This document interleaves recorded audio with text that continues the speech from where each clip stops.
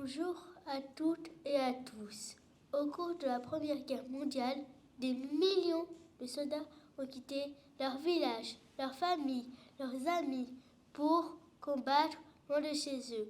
Parfois à quelques centaines de kilomètres, parfois beaucoup plus loin, dans d'autres pays, d'autres continents. Le continent du capitaine Alfred Libis, volontaire de l'armée d'Orient, est là pour nous rappeler le destin de ces hommes déracinés, le temps d'une guerre qui semble ne pas finir. Ce bagage symbolise aussi tout ce que ces combattants ont emporté avec eux, leurs souvenirs, leurs doutes, la nostalgie de leur patrie. Je suis particulièrement émue de parler aujourd'hui devant vous de ces Français venus combattre dans les Balkans, parce qu'un certain nombre d'entre eux sont allés jusqu'en Albanie, pays de ma famille maternelle. Ils ont débarqué dans une région d'Europe qui leur était inconnue et qui s'imaginent encore sauvage.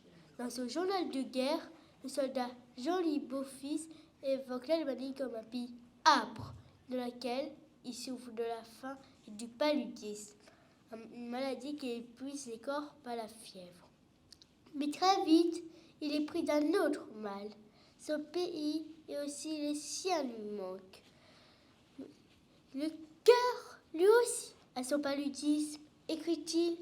Pourtant, ces soldats emmènent avec eux un peu de leur pays. Dans leur cantine, ils ont chacun des objets personnels, des photos de leurs proches, des lettres reçues qui permettent de garder un lien avec leur vie d'avant la guerre. En Albanie, l'armée française a apporté avec elle plus que des combattants. En 1916, elle instaure une république dans la région de Korça, encourage la création d'un lycée français et l'enseignement de notre langue dans les écoles. Si cette expérience dure peu de temps, elle laisse ses traces jusqu'à aujourd'hui. Le lycée français de Korça a perduré jusqu'à la Seconde Guerre mondiale. Et surtout, l'enseignement du français s'imposait partout jusqu'à la fin du XXe siècle, faisant de l'Albanie un pays membre de la francophonie.